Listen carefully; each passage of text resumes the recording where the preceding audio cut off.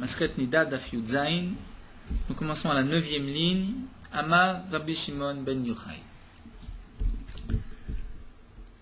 L'Agma nous rapporte au nom de Rabbi Shimon ben Yochai Chamisha Dvarimen Shaosen Otam Mitchayev benafsho. Nous allons avoir un premier amoud de Haggadah où Rabbi Shimon ben Yochai nous dit il y a 5 choses. Shaose Otam, celui qui fait une de ces 5 choses qui vont être énumérées par la suite, Mitchayev benafsho, il est donc coupable, passible de la peine de mort, Vedamo berosho, il est même responsable de son sang, il est responsable de sa mort.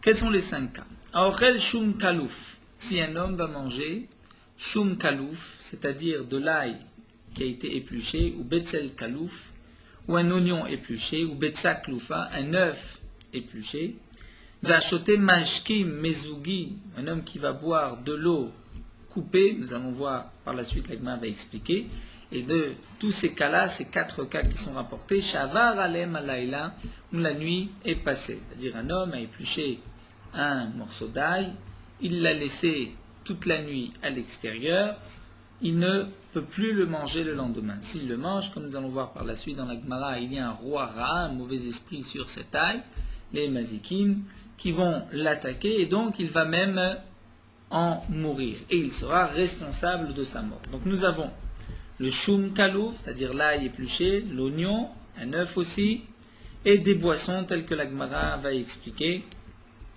Un autre cas, Ve'alan bebet akvarot, celui qui dort dans un cimetière, Ve'anotel tzipornav, si un homme coupe ses ongles, Ve'zorkan lirshtarabim, et il les jette dans le domaine public. Le dernier, Ve'amekizdam ou meshamesh mitato, si un homme va faire une saignée, et juste après, va avoir des relations conjugales, là aussi, par la faiblesse de la saignée, il peut en mourir, et donc il est responsable de sa mort. Donc toutes les 3 premiers cas sont 1, puisque sinon nous en avons un peu plus, nous en avons 7. Donc Shum Kalouf, Betzel Kalouf ou Betsa Kloufa, c'est un premier cas. Qui ont passé la nuit, comme le dit Rashi, Shavar Alem Alayla se rapporte sur les 4 premiers cas, donc c'est-à-dire les 2 premiers cas en vérité, puisque les 3 premiers forment un seul cas. Les 5 cas vont être expliqués bien sûr par la Gemara, un à un. Tout d'abord, la Gemara nous dit Aochel Shum Kalouf, si un homme mange donc un morceau d'ail qui a été épluché. Donc la Gemara précise, Vafalgav de manche besilta, même si l'ail a été posé dans un panier, ou metzaire, il a été fermé et attaché, vechatime, il y a même un seau. Donc normalement nous savons que lorsqu'il y a des mazikim, ils ne touchent pas lorsqu'il y a un objet qui a été fermé, qu'il y a même été attaché, qu'il y a même un seau, khatime, un chotem. Malgré tout, dans ces cas-là, roi ra shore aleem, un roi ra, un mauvais esprit si on veut traduire, shore aleem sont sur ces aliments, et celui qui les mangera va même en mourir. Velo amran, mais bien sûr, l'agma précise, ceci n'a été dit, elad lo shir baem ikaran ou klipatan. Il n'est pas resté ni ikaran, les racines, explique Rashi, ce sont comme des petites racines qu'il y a au bout de la gousse d'ail ou de l'oignon, au kelipatan, ou bien s'il est resté une partie de l'écorce, là il n'y a pas de problème. C'est-à-dire, l'homme a été dit lorsqu'il ne reste pas ni les racines ni la klipa, valshir baem ikaran ou klipatan letlanbe. Mais lorsque il reste quelques racines ou bien la klipa, dans ce cas-là, il n'y a pas de problème. Donc même s'ils ont été coupés en haut, c'est-à-dire les feuilles de l'oignon ont été coupées par le haut, donc il est découvert, mais étant donné qu'il reste une klipa sur les côtés, là il n'y a pas de roi ra. Est-ce que de nos jours, ceci s'applique aussi, bien que le Rambam, le Shulchan Aruch n'ont pas rapporté cette halakha, les maaseh, aujourd'hui. Malgré tout, nous avons des cas qui ont été dits par Rabbi Yehuda Chassid, qui a rapporté tout ce qui est Alpi Roi Ra'a, et Rabbi Yehuda Chassid donc rapporte aussi ces cas de la Gemara, il dit que c'est lorsqu'ils sont tout seuls, qui n'ont pas été mélangés avec d'autres aliments. Si on fait, comme dit Rabbi Yehuda Chassid, une salade et qu'on met dedans de l'oignon, de l'ail ou des œufs, même si cette salade a passé la nuit, il n'y a rien à craindre, dans ce cas-là il n'y a pas de Roi Ra. Il y a aussi un autre posek, le Maharshal, qui dit que tout ce qui a été dit Mishum Ruach Ra'a ne nous concerne pas aujourd'hui. Donc on n'a pas besoin de faire attention à tout ce qui est marqué dans la Gemara lorsque la Gemara précise que c'est Mishum Ruach Ra'a. Ruach Ra'a, ça n'existe pas aujourd'hui. Pardon? Donc il y a effectivement certaines choses qui sont restées, l'oignon coupé, l'ail coupé. Donc certains poskim rapportent que malgré tout, c'est marqué dans Rabbi Yehuda Chassid et que c'est une sakana, Chamire Sakan Tami, Soura, on doit faire attention. Mais malgré tout, il y a quand même le Maharshal qui dit que tout ce qui est roi Ra ne nous concerne pas. Vachoté mashkim mezugim shavar alem laila. Donc la Gemara va expliquer celui qui boit de l'eau mezugim qui a été coupée, c'est-à-dire, explique la Gemara, Amar Rabbi Yehuda Mar Shmuel vehu shelanu. Donc de l'eau mezugim, on va dire plutôt coupée, puisque le vin était coupé, mais qui a été versé dans un keli, dans un ustensile, dans un verre, à condition que cette eau soit restée bekli matechot, dans un keli, un ustensile en métal. Amarav Papa, on dit vekli neter, kekli matechot d'amou. Un kli neter, en général de l'étain, c'est comme kli matechot, c'est comme un kli en métal. Et donc, on ne peut pas boire lorsque cette eau est restée dans ce keli toute la nuit. Rabbi Yochanan a aussi dit, lorsque l'eau est restée dans un récipient en métal, un récipient en étain, c'est comme un récipient en métal, et donc c'est interdit de le boire. Celui qui le boira sera responsable de sa mort. Celui qui va dormir dans un cimetière, son intention, pourquoi va-t-il dormir dans le cimetière? C'est pour que il puisse recevoir Ruach Touma, les impuretés. Nous explique Rashi, c'est quelqu'un qui veut faire de la magie et qui donc va essayer d'aller chercher les mauvais esprits, la Ruach Touma. Il va le chercher dans le cimetière, parfois Zimnin de Mesak Nimle, que c'est le roi Ra'a qui va le mettre en danger et il pourra donc en mourir. La Gemara continue, Vanotel Tziporna Vezorkam Nishtarabim, lorsqu'un homme coupe ses ongles et les jette dans le domaine public. Quel est le problème? Pourquoi? Qu'est-ce qu'il y a de si grave? La Gemara explique, Nesheisham ou Beret Overet Alem Palet. Lorsqu'une femme enceinte va marcher sur ses ongles, elle peut faire une fausse couche. Pourquoi? Comme rapporté dans le Beretet, dans Shulchan Aruch, dans Siman Resh Samer, juste avant Shabbat, Erev Shabbat, où c'est marqué qu'il est bien de se couper les ongles avant Shabbat, le Beretet rapporte qu'étant donné qu'avant la faute de Adam Arishon, le corps de Adam et Chava était rempli d'ongles. Et à cause de la faute, donc cette kotnet or, comme c'est marqué, cette peau d'ongle, a disparu et n'est restée que sur le bout des doigts, des mains et des pieds. Donc puisque les ongles rappellent un petit peu la faute de Chava, lorsqu'une femme va marcher sur des ongles, elle peut se mettre en danger et elle peut donc avorter le bébé qu'elle porte. La Gemara continue, nous allons voir par la suite quelques précisions sur les ongles. Velo Amra, nous dit la Gemara, mais ceci n'a été dit, la de Shagil Begnustara, que si les ongles ont été coupés avec un ciseau. Velo Amran, lo de Shakil d'idée des carrés, et seulement si c'est les ongles des pieds et des mains qui ont été coupés en même temps. Velo Amran, lo de la gaz mide batrayou. Et aussi lorsqu'il n'a rien coupé après avoir coupé les ongles. Gaz mide batrayou d'etlanba. Mais s'il a coupé quoi que ce soit après s'être coupé les ongles, il n'y a rien à craindre. Mais l'agma termine en disant Velohi. Les kula miltarash, l'agma nous dit non, il n'y a pas de différence. Si les ongles ont été coupés avec un ciseau ou avec les dents, ou que il est coupé les ongles des pieds et des mains, ou qu'il ait coupé quelque chose par la suite, dans tous les cas, il y a à craindre et on n'a pas le droit de jeter les ongles dans le domaine public. L'agma dans Moed Katan, Daf Yutret rapporte que Rabbi Yochanan avait coupé un ongle avec les dents et l'avait jeté dans le Beth Midrash. Donc l'agma pose la question, pourtant, on n'a pas le droit de le jeter à l'extérieur, puisqu'une femme peut marcher et avorter, faire une fausse couche. L'agma répond, étant donné que dans le Beth Midrash, il n'y a pas de femmes qui circulent, c'est pour cela qu'on a le droit dans un Beth Midrash, dans une synagogue, de jeter les ongles par terre. Malgré tout, demande la Gemara, peut-être qu'on va balayer la synagogue et qu'ensuite l'ongle va on le retrouve à l'extérieur. La Gemara dit, lorsqu'il a été déplacé, il n'est plus mazik. Tout le problème, c'est lorsque l'ongle est resté au même endroit. Mais lorsqu'il change de place, il n'y a rien à craindre. Et d'ailleurs, c'est rapporté aussi donc, dans le Shulchan Aruch, le Shulchan Aruch rapporte que dans Une synagogue, on a le droit de jeter, c'est ronger un ongle, on a le droit de le jeter par terre, même si donc il va être balayé, lorsque c'est balayé, il n'y a rien à craindre. La Gemara conclut, le din des ongles, Tanoura Banan, Shalosh Dvarim Nemru B'Tzipornaim, 3 choses ont été dites à propos des ongles. Sorfan Chassid, celui qui les brûle est considéré comme Chassid, comme un homme pieux. Kovran, celui qui les enterre, Tzadik, c'est un homme juste. Zorkan, celui qui les geste, Racha, c'est un Racha. Pourquoi? Puisque donc nous avons vu, une femme peut passer et faire une fausse couche. Quelle différence entre celui qui les brûle et qui les enterre? Donc là nous voyons que le Chassid, c'est un niveau plus élevé que le juste, que le tzaddik, comme l'explique Rashi. Kovran, les ongles sont enterrés, ils peuvent aussi être découverts. Et Tosfot rapporte aussi que Sorfan, celui qui les brûle, Tosfot rapporte au nom du Harour, que la Gemara dit, lorsque un homme brûle chose qui a poussé de son corps, comme par exemple des ongles ou des cheveux, il y a une sakana pour cet homme-là. Et il y a aussi, comme rapportent d'autres mefarshim, il y a une mauvaise odeur qui est mazik à l'homme.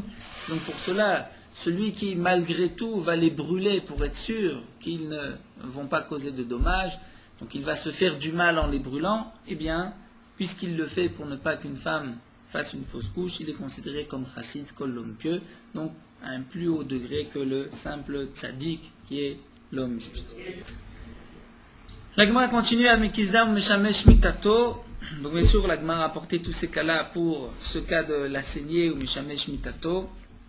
Un homme qui fait une saignée et qui va avoir des relations conjugales se met en danger. Des Amarma, comme ce qui a été dit au nom de Rav Makiz Dam ou Meshamesh Mitato Avelin Banin Vitkin. Si un homme fait une saignée et ensuite a des relations conjugales, s'il y a un enfant qui est conçu de ces relations, Avelo Banim Vitkin, les enfants seront faibles. Vitkin, c'est faible. Hikizu Shneem, si c'est et l'homme et la femme qui ont fait une saignée, Veshimshu, qui ont des relations par la suite, Avelo Banim Baleratan. À ce moment-là, les enfants seront Baleratan, c'est aussi faible, encore plus faible que Vitkin, comme Rashi rapporte. Chalashim yoter midai dirashi, il y a dirashi une sorte de sheretz bemochan, une sorte de petite bête, reptile dans le cerveau, comme c'est marqué dans Maseret Ktuba. C'est ce que Rashi rapporte ici. Amarav, Rav continue, il nous dit Velo Amran et l'autre de l'otaim midé. Donc c'est ce qui a été dit, celui qui fait une saignée et qui a des relations conjugales peut se causer la mort et va avoir des enfants faibles, c'est lorsqu'il n'a rien mangé après la saignée. Mais s'il mange quoi que ce soit, il n'y a rien à craindre. Amar Afrizda poursuit et dit Asur lola adam sheishamesh mitato bayom. Un homme n'a pas le droit d'avoir des relations conjugales le jour. Sheneemar, comme c'est marqué, ve'afta l'eracha kamocha, tu aimeras ton prochain comme toi-même. Malagma maï mashma, quel rapport avec le pasouk, en quoi ce pasouk vient nous dire que c'est interdit le jour. Amar Abaye explique Shema yireba davar megune vetit gane alav. Peut-être que si c'est le jour, il va voir quelque chose qui va lui déplaire en sa femme, vetit gane alav, et sa femme va lui déplaire, il ne va pas donc l'apprécier, et c'est donc un manque de ve'aftad rachimucha, tu aimeras ton prochain comme toi-même. Amar Ravuna dit plus encore Israël kedoshimem. Israël est un peuple saint. Ve'em eshamshim mitotem bayom, mais ils n'ont pas de relation conjugale le jour. Ce ne rentre pas dans les gdarim de kedusha, de sainteté, d'avoir des relations le jour. Amar Rava nous dit Vimaya betafel mutar. Si c'est dans une maison obscure, il n'y a pas de fenêtre, c'est dans le noir, mutar c'est permis. Ve'talmid chacham, et un talmid chacham, dit Rashi, qui fait attention donc d'une certaine discrétion, d'une certaine pudeur, ma pile beksuto meshamesh, il a le droit, même s'il est donc dans un endroit éclairé, donc de faire de l'obscurité avec ses habits, avec une couverture ou meshamesh, et d'avoir des relations avec sa femme. Bien sûr, dans le Shulchan Aruch, c'est rapporté que ces cas-là sont permis vraiment besha'at atrak gadol, et comme nous l'avons vu aussi dans la Gemara précédente, que c'est dans autre pasuk que c'est laïla nitan le rayon velo yom, c'est la nuit qui est donc réservé à cet effet de la conception et non pas le jour. Tanan, la Gemara va poser une question. Nous avons vu dans la Mishnah où Beth Shammai a dit, puisqu'une femme doit faire des vérifications avant et après les relations, dans le cas où il va y avoir plusieurs relations la même nuit, Beth Shammai a dit il faudra des morceaux de tissu, un avant, un après, pour chaque rapport. ou bien Teshamesh Leoraner devra avoir des relations à la lueur d'une bougie, et donc elle pourra vérifier le tissu, dans le cas où elle n'a pas plusieurs morceaux de tissu, elle pourra le vérifier après le premier Tashmish et l'utiliser pour le second. Donc là, la Gemara va rapporter cette Mishnah comme contradiction à tout ce que nous venons de voir. Donc nous avons traduit dans la Mishnah simplement comme la traduction, c'est-à-dire Teshamesh Leoraner, dire qu'elle ait des relations à la lueur d'une bougie. Nous venons de voir, d'après tous ces Amoraïm, que ceci est interdit. Donc comment Bet Shammai peut le permettre, c'est la question de la Gemara. La Gemara va donc expliquer que ce n'était pas ce qu'a voulu dire Bet Shammai. Tnan o teshamesh leoraner, la Gemara va dire ima tivdok leoraner. Donc tu devras dire non pas avoir des relations à la lueur d'une bougie, mais elle vérifiera le morceau de tissu leoraner à la lueur d'une bougie. Tashma, la Gemara va nous rapporter encore une braïta, c'est marqué dans les mots de Bet Shammai. La première braïta du Hamoud précédent que nous avons vu, Tashma, Falpi Shamom Shamesh Tato Beor Leora Yom Arze Megune, nous avons vu que Bet Shammai a dit bien qu'un homme qui a des relations Leoraner à la lueur d'une bougie, Arze Megune, ceci est indécent.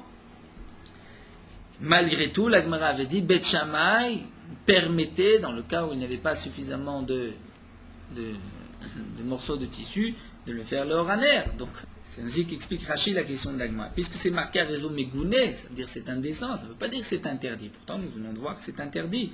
Donc, on ne peut pas expliquer à Bodek au lieu de Hameshamesh. La vérification est indécente. L'agma dit non.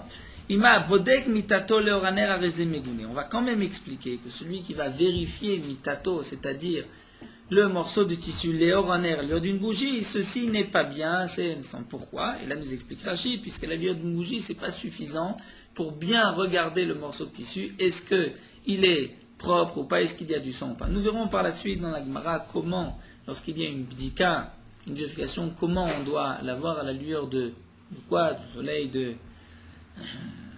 la Gemara dira ben chamal etzel, entre le soleil et l'ombre. Nous reviendrons par la suite dans la Gemara. Tashma, nous avons encore une question d'une braïta. Shel Bet Munbaz Ameler, la Gemara nous dit que la famille, la maison de Bet Munbaz Ameler, Ayosim Sholosh Dvarim faisait trois choses, Maskrim Otam Neshvar, qui ont rapporté ces trois choses comme étant une louange à leur honneur. Ayom et Shamshim Itotem Bayom. C'est marqué que donc ils avaient des relations le jour. La Gemara va expliquer en quoi ceci est tellement à leur honneur. Nous venons de voir que c'est interdit. De plus, Ubotkim Itotem Bemile Faraba. Leur vérification se faisait avec un morceau de tissu et Faraban Mirachi, c'est-à-dire un morceau de coton. Venoagim Tuma Vetara Beshlagim. La troisième chose, c'est qu'il donc se conduisait avec la neige toutes les lois de pureté et d'impureté que la Gemara expliquera par la suite. Katanemia. Donc nous voyons de Bet Munbaz, c'est marqué Mshamshim Mitoten Bayom. Ils avaient des relations le jour. La Gemara dit non, Ima Botkim Mitoten Bayom. Tu vas dire qu'il vérifiait donc le morceau de tissu avec lequel ils avaient fait ces vérifications le jour. C'est ça qui était à leur honneur. Ariname Mistabra, la Gemara dit, c'est aussi logique d'expliquer ainsi pourquoi des sater Mishamshim.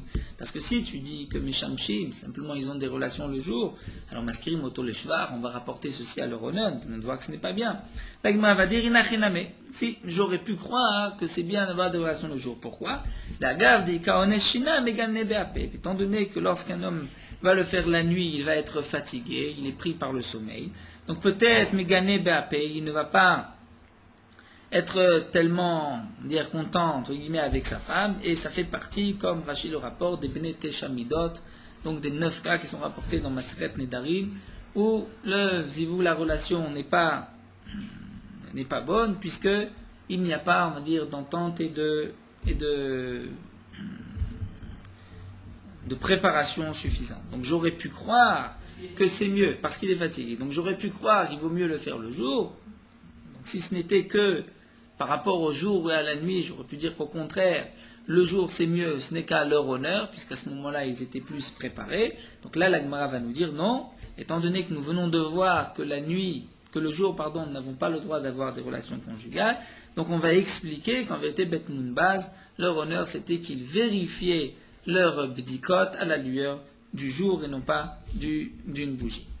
La Gemara continue, Ubotkim Itotem Mile Faraba, donc ils vérifiaient, toute leur vérification interne était avec des morceaux de tissu de coton, mais ça il est Shmuel, c'est une preuve à ce qu'a dit Shmuel, Damar Shmuel en Motkim et Tamita, il a bepikulim ovet semer naki. Shmuel a dit, on ne vérifie, Tamita, attention c'est le lit, mais c'est-à-dire on ne vérifie, donc toutes les vérifications ne se font avant les relations que la bepikulim ovet semer naki, avec un morceau de coton, ovet semer naki, ou d'une laine naki, propre, vérach et douce, pour ne pas qu'elle qu'elle blesse et qu'elle fasse saigner. Amara, Rav nous dit, Aïnou de Atam.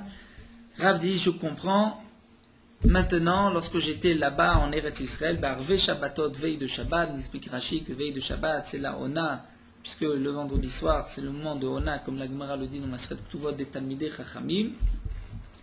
Et Rav entendait dans la rue, dans le marché, on disait, Man bae picoulé benama. Qui est-ce qui a besoin de picoulé, donc de ces picoulé? Rav ne comprenait pas ce que signifiait picoulé, mais Rav dit maintenant j'ai compris. Picoulé, c'est donc ces morceaux de tissu en coton.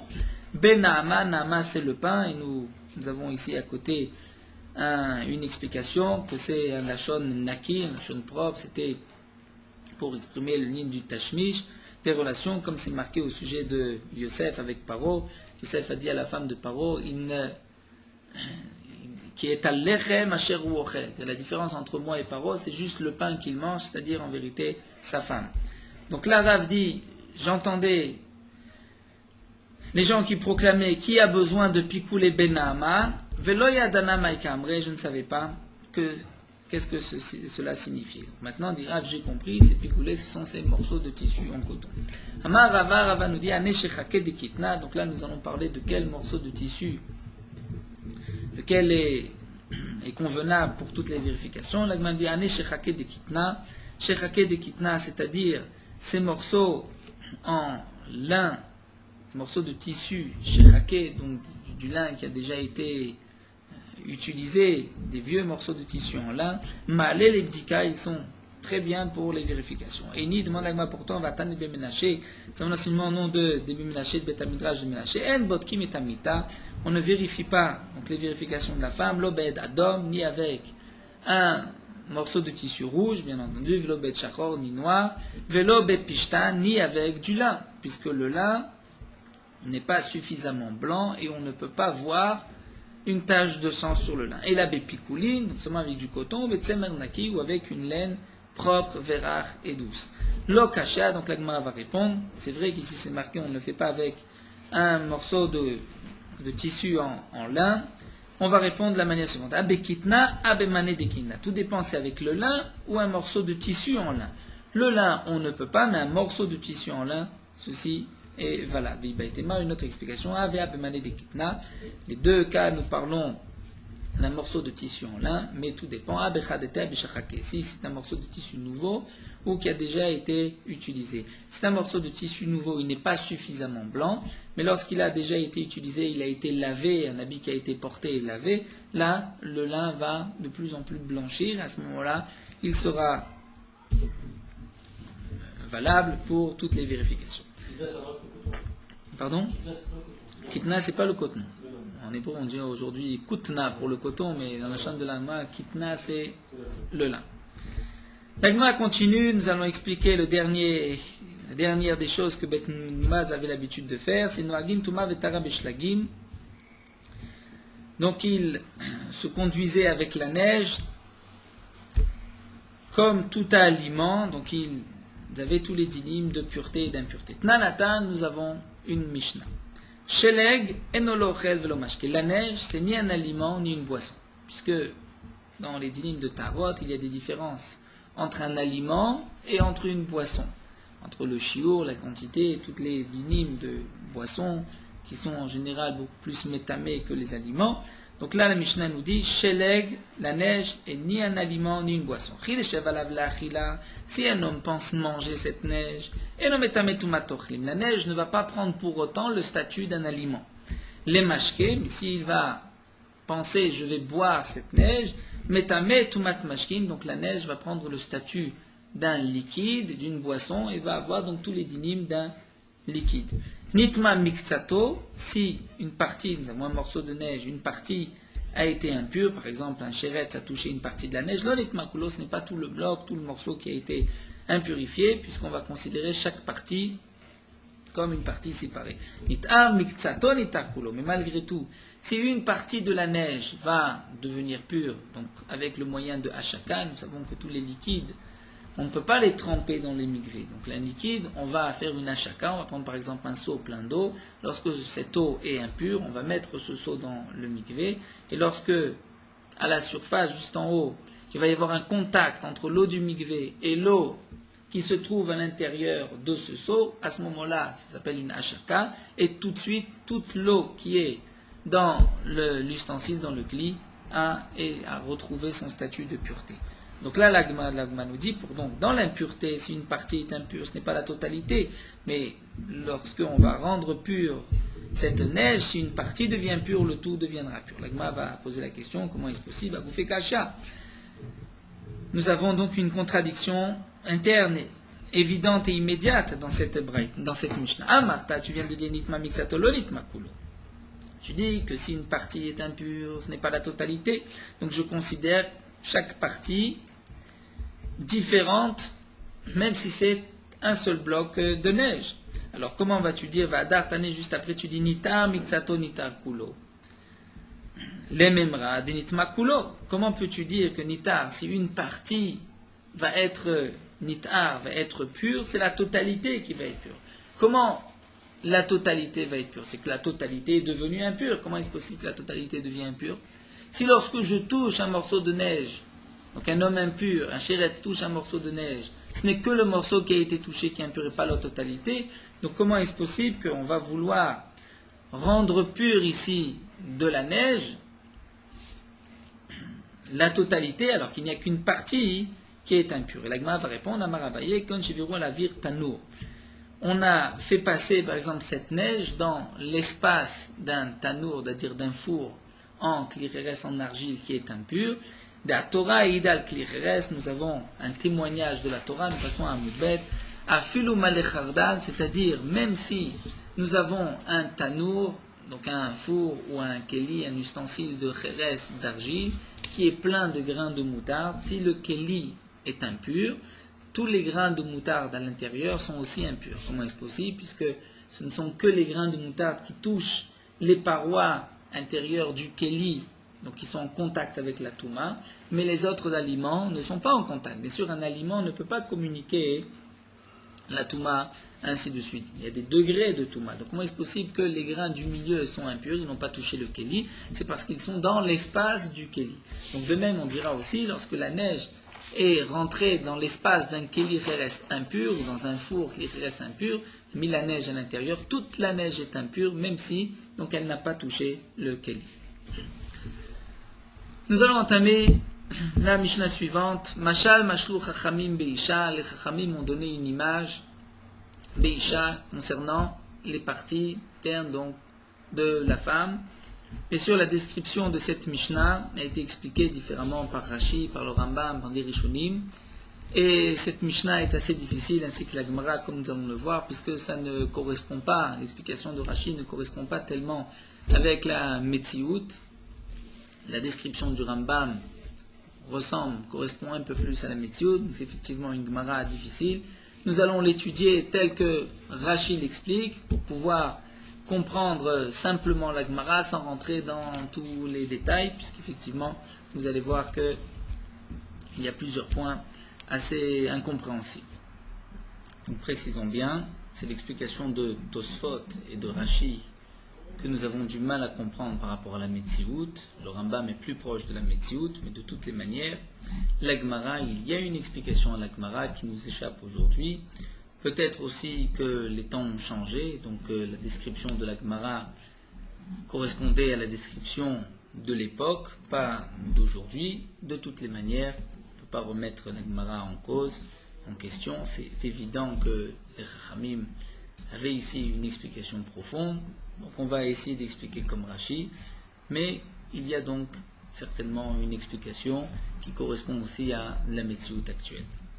Mashal Mashlu Chachamim Beisha, les Chachamim ont donné une image Beisha. Donc Beisha, nous avons vu jusqu'à présent qu'il y a le Rechem, l'utérus, qui est appelé aussi Cheder, la chambre, et il y a le prosdor, qui est le couloir qui va mener à l'utérus, qui va mener au Cheder, et qui est aussi appelé donc le conduit qui mène à l'utérus, qui est la cavité vaginale. Ve'aliyah, il y a l'étage. Donc là, la Gemara, comme nous allons le voir, dit que le prosdor se trouve à côté du cheder et que la aliyah se trouve au-dessus des deux. À quoi correspond la aliyah? C'est quoi l'étage qui se trouve au-dessus de l'utérus et de la cavité vaginale? Donc Rashi ici ne nous explique pas, nous dit qu'il y a une aliyah. Le Rambam dit que l'aliyah, ça correspond comme de sortes de cornes, karnaïm, qui correspondraient aux trompes. Et malgré tout, les trompes ne se trouvent pas au-dessus, entre le rechem et le prosdor, entre donc cavité vaginale et l'utérus. Même d'après le Rambam, tout dépend, peut-être que si c'est une prise sur le côté et que les trompes se sont posées, on va dire, sur l'utérus et le prosdor, on arrivera peut-être à comprendre, mais malgré tout, la Gemara va nous dire qu'il y a une sorte de fenêtre, un conduit qui mène des trompes jusqu'au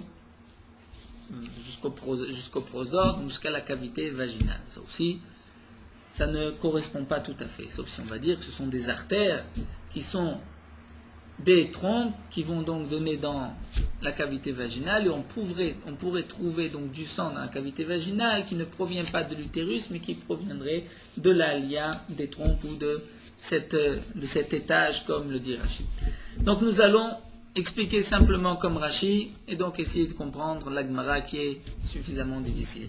Mashal mashlu chachamim beisha, les chachamim donnent une image. Acheder, donc la chambre, et l'utérus, va prosdor, le couloir, cavité vaginale, vers aliyah, l'étage, peut-être, comme dit le Rambam, donc les trompes.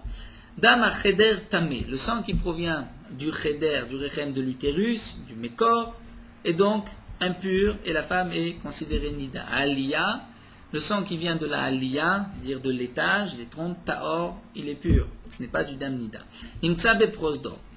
Lorsqu'on va trouver du sang dans le prosdor, dans la cavité vaginale, dans le conduit, dans le couloir, sfeko tamé. J'ai un safek, je ne sais pas d'où il provient. Est-ce qu'il provient de l'utérus ou de la aliyah? Je vais dire tamé, c'est sûr qu'il est impur. Les fiches cheskato mina mekor, puisqu'en général, le sang qui passe là-bas provient de l'utérus. L'agma nous dit Ramé bar Shmuel veravitzai bid Rav Yehuda, Ramé bar Shmuel ravitzai bid Rav Yehuda, tanu nida beravuna, enseigner et étudier nida chez Ravuna. Shkechinu Rabba baravuna, Rabba, le fils de Ravuna, les a trouvés de Yadve et Kamre, il s'est trouvé en train d'étudier, et il disait Acheder mi bifnim. Donc le cheder, l'utérus, est du côté intérieur, donc vers le dos de la femme. Va prosdor mi bachutz, le prosdor est mi bachutz, donc devant, et du ventre. Va aliyah benouya al shtem, donc la aliyah, donc l'étage, benouya est construite al shtem sur les deux. Donc là aussi, le metziut tel que nous voyons, c'est vrai que après le vagin, il y a l'utérus, mais l'utérus va ensuite aller dans le sens inverse de la cavité vaginale, et les trompes se trouvent au-dessus. Donc c'est vrai que l'utérus se trouve plus loin que la cavité vaginale. D'abord la cavité vaginale, derrière il y a l'utérus, mais l'utérus ensuite remonte sur la cavité vaginale. Donc là la Gemara nous dit il y a cheder mibifnim de l'intérieur, prosdor mibaru de l'extérieur, va aliyah l'étage benuyal shtem construite sur les deux, velul patouar ben aliyah les prosdot. Il y a loul, une sorte de fenêtre entre, un conduit entre la aliyah, l'étage, les prosdor et le couloir. Nimtsa minalul velifnim. Tel que Rachid explique, au milieu du prosdor, il y a donc la sortie du sang vers le bas. Donc le prosdor continuerait même après la sortie vers donc l'extérieur de la femme, et donc le sang va couler au milieu du prosdor. La aliyah se trouve presque, dire, de l'autre côté, se trouve l'ouverture de la aliyah vers le prosdor ne se trouve pas du même côté que le cheder, que l'utérus. Il se trouve de l'autre côté, donc de l'autre côté de la sortie. Donc si on prend, tel l'exemple prend Rashi, nous avons de la sortie du prosdor, du côté droit nous avons l'utérus, du côté gauche il y a encore une partie du prosdor, et tout en haut se trouve un loul, une sortie entre le cheder, la aliyah, entre l'étage et le prosdor. Donc si on trouve Nimtsa minalul velifnim, si on trouve du sang à l'intérieur du prosdor, donc de ce couloir, vers l'intérieur, c'est-à-dire vers l'utérus, sfécotamé, puisque j'ai un safek, je ne sais pas d'où il provient, je vais dire tamé. Donc si on dit sfécotamé, c'est-à-dire j'ai un doute, je ne suis pas sûr que le sang provient de l'utérus, mais je vais dire il est tamé. Ça c'est une des grosses questions sur la soulia. Comment elle peut savoir en faisant une bdika si c'est de ce côté-là ou de l'autre côté? Bon, tel que Rachid explique que le prosdor est suffisamment large, il y a deux côtés et qu'à la sortie, on pourrait faire une bdika dans un sens, du côté gauche ou du côté droit. Donc même d'après le Rambam, il faudra essayer de comprendre. Mais là, on dépasse déjà notre simple étude du DAF.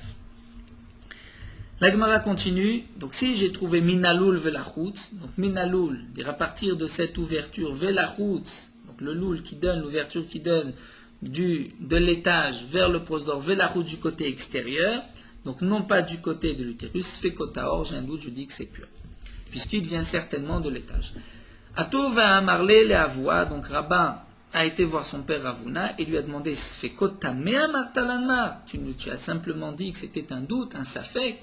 Et lorsqu'on a trouvé du côté droit vers l'utérus du sang, tu as dit que c'était un doute. C'est-à-dire tu n'es pas sûr que ce sang provient de l'utérus, mais pourtant dans la Mishnah nous avons vu la Mishnah dit c'est sûr qu'elle est impure puisque la chazaka habituellement le sang provient du mécor de l'utérus, de ce côté-là. Amarle, son père Ravuna a répondu Ana achika mina. Qu'est-ce que j'ai dit? C'est la chose suivante. Minalul velifnim vadaitame. Lorsqu'on a trouvé du sang minalul, c'est-à-dire de cette ouverture du toit vers le prosdor, de l'étage vers le prosdor, velifnim, et donc du côté intérieur vers l'utérus, vadaitame. C'est sûr qu'elle est impure. Minalul velachut, mais de l'autre côté, sfekotame. C'est vrai qu'il y a un doute, et malgré tout, elle est tamée. Je n'ai pas dit sfekotaor, j'ai dit sfekotamé, il y a un doute, elle est impure, peut-être que ce sang vient malgré tout de l'utérus. Comment ce sang a-t-il pu venir de l'utérus? S'il vient de l'utérus, il doit tout de suite tomber, tel que l'a expliqué Rachid, puisque la sortie est au milieu. Donc comment a-t-il pu passer de l'autre côté? La Gemara va dire, peut-être donc qu'elle s'est penchée, que le sang de l'utérus est tombé de l'autre côté, donc de la sortie. Alors demande à Abaye, pourquoi minalul velachut du côté extérieur? Tu as dit que c'est tamé des sfekotami, il y a quand même un doute, peut-être que ça vient de l'utérus d'Ilma Shachata, et peut-être que la femme s'est penchée vers l'avant, ou mechederaté, et que ce sang vient de l'utérus. Si c'est ainsi, minalul velifnim name, alors tu devrais dire aussi la même chose, que si on a trouvé de l'autre côté, du côté droit, du côté de l'utérus, tu dis c'est sûr qu'elle est impure. Et donc si elle a touché de la terouma, on devra brûler cette terouma. Pourquoi dis-tu que c'est sûr? Imaïs Dakra, peut-être qu'elle s'est allongée sur le dos. Et à ce moment-là, c'est du sang qui est venu de la lia de l'étage et qui est remonté, qui est vers l'utérus. C'est vrai que normalement, il ne remonte pas puisqu'il va plutôt vers la sortie, mais dans le cas où elle s'est allongée, il est remonté. Et là, Amar Abaye, donc Abaye qui a posé cette question, il va dire autrement. Il va dire Ibata chashasha azalta, il divise sa fait. Si tu crains qu'elle ait pu se pencher, donc tu devrais craindre aussi qu'elle ait pu s'allonger. Donc là où se trouve le sang dans le prosdor, tu vas dire il y a un doute. Tu n'es pas sûr que ça provient du chéder de l'utérus, mais tu n'es pas sûr non plus que ça vient de la lia, donc on va dire ça fait que tamé. Même il ça fait qu'on ne brûlera pas de la terouma. Vibata chazaka. Maintenant si tu dis la chazaka, la sortie du sang, en général, lorsque tu le trouves d'un côté, c'est parce qu'il vient de l'utérus du côté droit, puisque c'est la sortie. Si tu l'as trouvé de l'autre côté, ça ne peut pas provenir de l'utérus, donc ça provient évidemment de la lia de l'étage, donc tu devrais dire Minalul velifnim vadaitame, du côté donc d'utérus, c'est sûr que c'est impur, Minalul velachut vadaitor, de l'autre côté, c'est sûr que c'est pur, parce que tu suis le chemin du sang. Egman nous dit Tane Rabbi Chia a enseigné Dam animtsa beprosdor, Chayevim al biat migdash vesorfim alav et atrouma. Après il a dit, si on a trouvé du sang dans le prosdor, donc là il ne précise pas où, dans la cavité vaginale, dans le couloir, Chayavim alav al biat migdash, donc si un homme rentre dans le bet amigdash, ou si la femme rentre dans le bet amigdash, un homme qui a touché cette femme, il est donc Chayav, il est rentré en état d'impureté dans le Bet Amikdash, s'il a touché ou elle a touché de la terouma, on devra brûler la terouma, c'est sûr que cette femme est impure. Donc Rav Katina a l'air de dire non, il y a ici un safek, c'est vrai qu'elle n'a pas le droit de rentrer, on n'a pas le droit de manger cette terouma, mais malgré tout, on ne peut pas brûler, on n'est pas sûr. Donc la Gemara va nous dire, vous vous rappelez, nous venons de voir Abaye. Abaye a dit, si tu crains le chashash, dire qu'elle ait pu se pencher, donc tu devrais dire aussi elle ait pu s'allonger, et donc dans tous les cas, c'est un safek. Donc d'après ce chash de Abaye, si c'est ainsi que les Tanaïm pensaient, donc on comprendrait Rav Katina, mais ça y est, Rav Katina, c'est une preuve à Rav Katina, me plier des Rapria. À ce moment-là, Rapria ne serait pas d'accord, puisque Rapria a dit que c'est sûr, là où le sang se trouve, que cette femme est impure. Alors que d'après cette explication de Abaye, cette facette d'Abaye, il y a un doute. Peut-être qu'elle s'est penchée, peut-être qu'elle s'est allongée, peut-être que ça vient de l'utérus, peut-être que ça vient de la alia. Et d'après l'autre facette qu'avait dit Abaye, l'autre possibilité, que si tu vas d'après la chazaka, c'est-à-dire d'après le cheminement du sang, sans penser qu'elle ait pu se pencher ou s'allonger, et donc nous avons dit que d'après cette explication, on devrait dire du côté intérieur de l'utérus, c'est tamé, c'est sûr, du côté extérieur, c'est taor, c'est pur, c'est sûr. À ce moment-là, Messaïd Rabbi Chia, on a une preuve à Rabbi Chia, puisqu'on dira qu'ici, lorsqu'on a trouvé Damanit Sabé Prosdor, l'explication sera donc du côté de l'utérus. C'est pour cela que Rabbi Chia a dit que c'est sûr qu'elle est impure, mais à ce moment-là, il nous passons de la futrette encore quelques lignes, pliées de Rav Katina. Ceci ne va pas avec l'enseignement de Rav Katina, puisque lui, Rav Katina a dit que c'est un safek, alors que là, il n'y a pas de safek. C'est sûr que c'est impur. Et si c'est de l'autre côté, c'est sûr qu'elle est pure. Alors la Gemara va nous dire, les Ravuna l'obligent. D'après Ravuna, vous vous rappelez, nous avons vu l'explication de Ravuna. Ravuna avait dit que lorsqu'on l'a trouvé Minalul Velifnim, du côté intérieur, du côté de l'utérus, c'est sûr qu'elle est impure. Minalul Velachutz, nous avons le doute. Nous ne sommes pas sûrs. Et d'après Ravuna, il n'y a pas de contradiction entre Rabbi Chia et Rav Katina et Ravuna. Et plus encore, même entre Rav Katina et Rabbi Chia, il n'y a non plus pas de marloquet. Seulement, chacun parle d'un cas différent. Kan minalul velifnim, kan minalul velachut. Rabbi Chia qui a dit c'est sûr qu'elle est impure, il parle minalul velifnim. Lorsqu'on a trouvé, donc minalul c'est la sortie, la fenêtre se trouve entre la aliyah, entre l'étage et le prosdor et le couloir. Donc si on l'a trouvé minalul velifnim du côté intérieur, donc vers l'utérus, là, Ravuna nous avait dit que c'est sûr que cette femme Nida, elle est impure. Ça c'est l'explication de Rabbi Chia. Rabbi Chia parle dans ce cas-là. Kan minalul velachut du côté extérieur, donc de l'autre côté, non pas du côté de l'utérus, mais de l'autre côté. Donc on va dire que peut-être que c'est tombé de l'étage, de la aliyah. À ce moment-là, comme l'avait dit Ravuna, il y a un doute. Et donc on comprendra Rav Katina qui a dit aussi, il y a un doute, on ne brûlera pas, mais c'est quand même interdit de consommer cette terouma. Et là, l'agma continue les Ramé Bar Shmuel Rav Yitzhak ben Rabbi Yehuda. Mais d'après la première explication que nous avons vue de ces deux Amorim, Ramé Bar Shmuel Rav Yitzhak ben Rabbi Yehuda, qui avaient dit tous les deux que du côté intérieur, du côté de l'utérus, c'est kotamé, il y a un doute, c'est tamé, mais ce n'est pas vadaï. Et minalul velachut, c'est sûr que taor. Donc eux qui avaient dit minalul velachut se fait taor, minalul fnim se fait tamé. Donc vers l'intérieur il y a un doute, peut-être qu'elle est impure ou pas, peut-être que ça provient malgré tout de l'alia de l'étage. Minalul velachut, c'est sûr que ça vient de l'étage, puisque si ça venait de l'utérus, le sang aurait dû déjà tomber. Ané demande l'agma bemaï mitukme. Comment va-t-on expliquer la marloquette entre Rabbi Chia et Rav Katina? L'agmara nous dit, on va être obligé de dire minalul velifnim, puisque si c'est minalul velachut, c'est taor, c'est pur.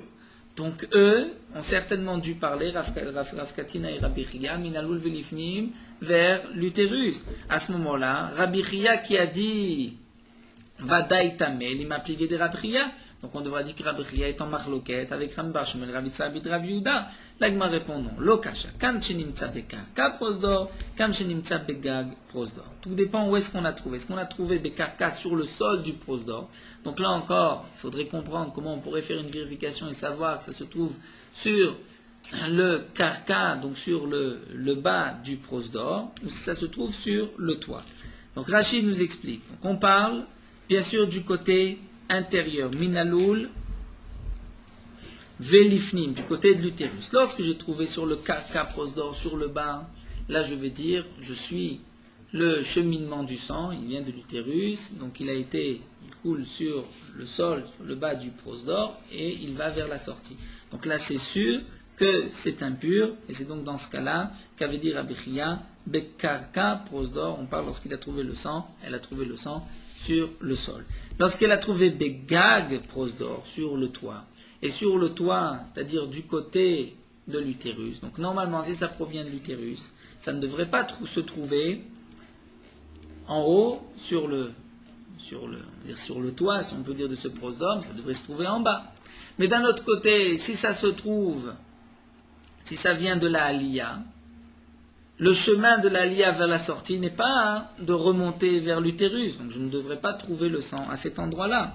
Donc puisque d'un côté, on voit que le sang qui se trouve ici n'a pas suivi son cheminement habituel, donc je peux avoir un doute, d'où est-ce que ce sang est arrivé, d'où vient-il? Est-ce qu'il vient de l'utérus ou est-ce qu'il vient de l'Aliyah? Et c'est donc pour cela qu'on va dire Safek, et c'est dans ce cas-là donc que parlera Rav Katina. Donc on va s'arrêter ici à Amar Rabbi Yochanan.